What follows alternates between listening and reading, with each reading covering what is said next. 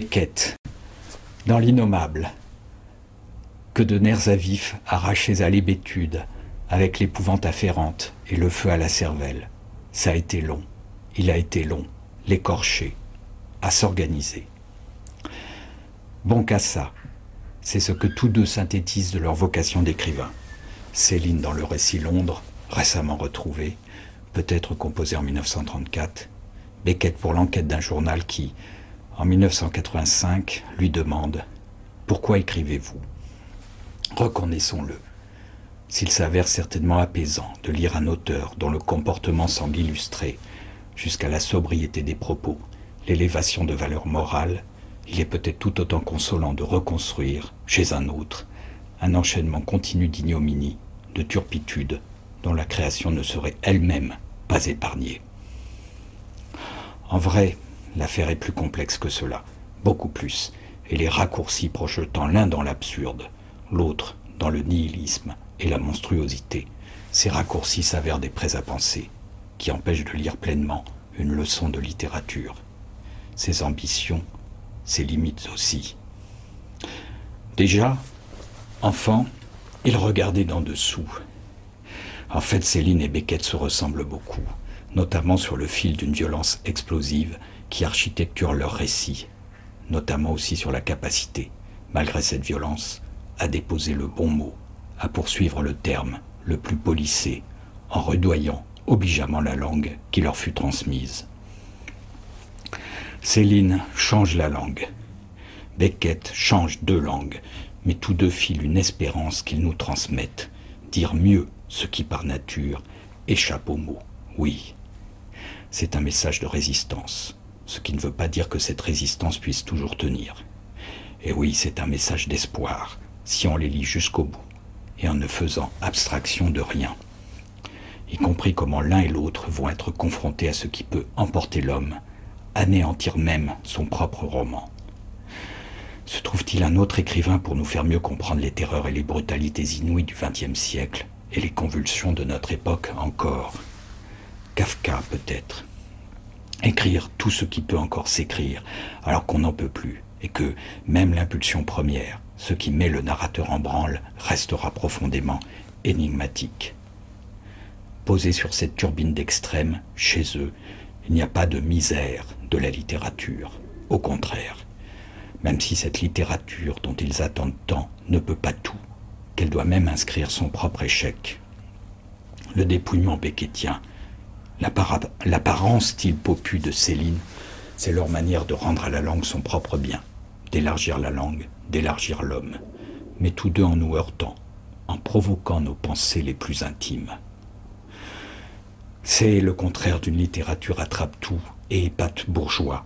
C'est le contraire aussi de l'existentialisme, avec son éthique toc et ses pompeux méandres, voir comment tous deux en maillent à partir avec Sartre et de Beauvoir. Une rencontre qui commençait plutôt bien du côté de Céline, plutôt mal du côté de Beckett, contrairement aux apparences. Encore une fois. Il y a l'humour aussi, bien sûr, un rire énorme, qui n'indique pas que le fond de l'affaire est toujours drôle, mais qu'ils savent atteindre, tous deux, un épicentre atomique, tous les propres de l'homme, y compris la destructivité. Disons que tous deux cassent d'abord l'os de leur langue. Céline regarde la moelle qui en sort, et il la presse encore. Beckett examine le trou qu'il vient de faire, et il recueille les substantifiques gouttes qui s'accrochent encore. Pour ça, il faut passer par l'agonie, une sorte de petite mort, exacerber la langue au point de sa finitude, subvertir le terme. Non pas faire la mort au mot, mais quand même, aller chercher la corde du pendu pour mieux le bander, c'est-à-dire le soigner. Au bord de la stupeur donc, au milli, plongé vers un grand réservoir d'excitation qui chauffe l'esprit, le dilate et l'allonge sur le corps, l'infiltre d'une chair neuve. Agoniser pour remembrer et redonner pleinement vie. C'est une transe, stimulée de la douleur chez Céline, du souvenir de la guerre jusqu'à l'état d'absence. C'est une extase, stimulée d'enfance chez Beckett, de la mémoire d'une énergie disparue dans la langue adulte, un tonus qui se laisse repercevoir lorsqu'on en apprend une autre, ces nouvelles frontières frottant, elles aussi, ce qui dépasse la langue. Le point de départ est différent et la créativité beckettienne demeurera, au final, plus près de l'intellect, celle de Céline plus près des tripes et du nerf. Mais il n'empêche, Beckett est bien plus viscéral qu'on le retient habituellement, Céline bien plus intello. Voir par exemple ce postulat d'Aristote que tous deux aiment citer. Rien n'est dans l'intellect qui ne soit d'abord dans les sens. Céline le reprend dans une forme modernisée. Beckett le cite en latin, mais en le faisant éructer par un perroquet qui finit par s'étrangler. Le perroquet gris, qu'on voit dans Malone meurt et dans Molloy, où Beckett précise que le volatile sait dire, de temps en temps, putain, de connasse, de merde, de chiaison. Conclusion du narrateur, Molloy, il avait dû appartenir à une personne française. Peut-être, en effet, ce perroquet, le fameux Toto. Beckett admira Céline. Quelque temps après son essai sur Marcel Proust, il en propose une étude à son éditeur londonien, lorsque celui-ci publie Voyage au bout de la nuit. Comme beaucoup, Beckett reconnaît immédiatement l'importance du nouvel écrivain. De la lecture de Mort à crédit, fin 1936, en français toujours, il note dans son carnet des situations cravachées jusqu'à la folie, magnifiquement superposées. Période d'instabilité vive, voir le chapitre 1936. L'instant est très particulier pour le jeune Beckett aussi, qui s'oblige, justement, à cravacher en devant faire une pause au port du Havre. À la recherche d'un apaisement qu'il ne conçoit plus lorsqu'il réside durablement à Dublin, chez sa mère, il ouvre le livre de Céline dans la cabine du bateau à destination de l'Allemagne, où il a prévu un nouveau périple.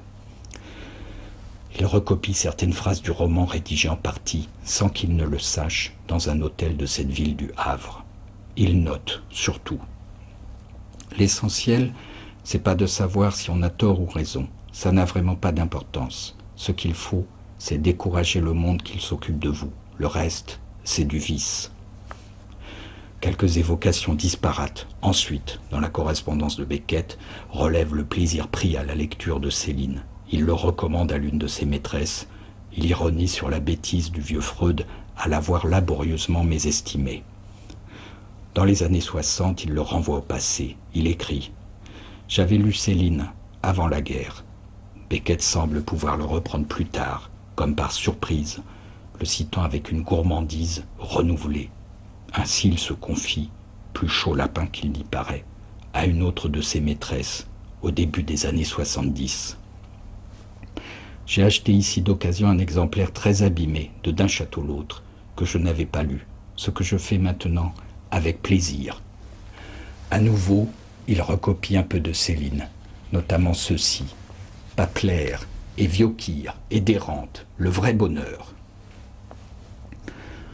Beckett se refusa à commenter l'antisémitisme de Céline, à donner un quelconque avis, à répondre par exemple à un journal préparant un dossier Céline lors de la parution de Rigaudon. Inutile de préciser qu'il délaisse totalement ce genre de glose.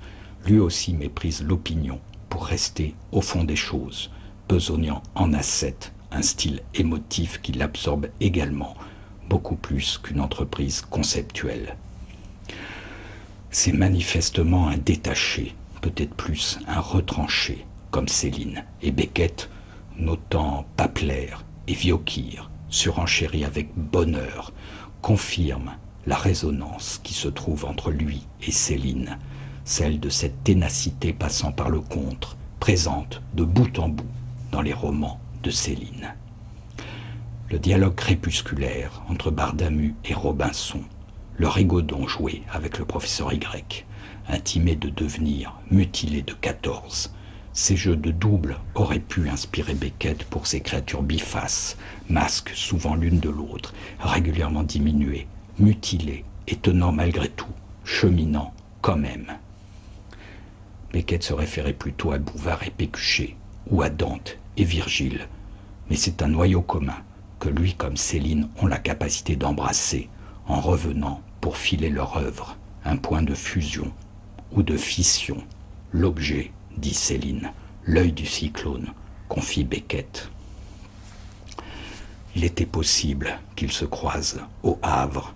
D'une certaine manière, ce fut fait, et ailleurs. Cet abécédaire les rassemble, autant qu'il établit leur distance symétrique. Il emprunte ainsi certaines circonvolutions qui, au-delà du portrait l'un dans l'autre, révèlent une substance rémanente, celle de notre littérature, poussée des tumultes d'un XXe siècle, n'en finissant pas de finir en menaçant, comme jamais, d'effacer ce qu'est la littérature, ce qui effacerait un bien commun, mais laisserait prospérer le mal commun.